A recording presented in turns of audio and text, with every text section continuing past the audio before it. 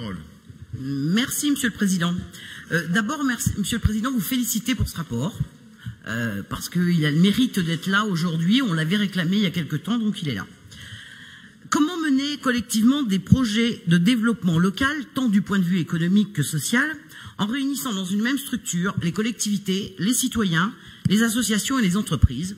Eh bien, j'ai envie de vous dire, c'est bien à cette question que devrait répondre le rapport que vous nous proposez aujourd'hui.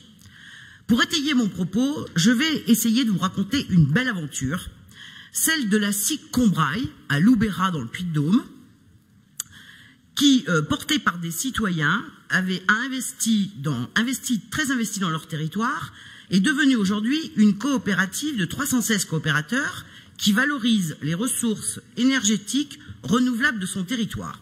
Elle contribue donc à produire de l'énergie renouvelable, à maîtriser les consommations via des outils et des actions. Elle diffuse des conseils auprès de ses concitoyens et des élus. Tout cela pour créer de la richesse locale afin de créer des emplois locaux, donc par définition non délocalisables, et réduire ainsi les consommations d'énergie. Elle œuvre donc très concrètement pour la transition énergétique. Sur plusieurs communes du Puy-de-Dôme, son activité est de développer, financer et exploiter des installations photovoltaïques ou éoliens sur des bâtiments communaux. 20 installations à ce jour.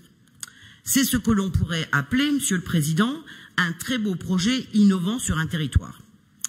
Mais ma question est la suivante. Ce beau projet aurait-il pu voir le jour ou même être financé par le fonds que vous venez de mettre en place? On peut l'espérer, mais on peut aussi se poser la question. Tant votre rapport sur le fond me semble un petit peu flou, mais j'ai bon espoir que nous ayons plus d'informations.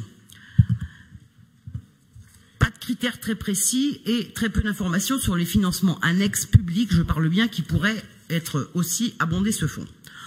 Aussi sur le montant de ce fonds, 1 million d'euros par an, j'ai bien compris, cela semble peu, mais vous me direz, c'est déjà un début et c'est mieux que rien.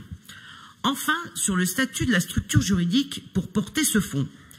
Elle pourrait prendre la forme, nous dit-on, pourrait bien prendre la forme, parce que ça n'a pas l'air...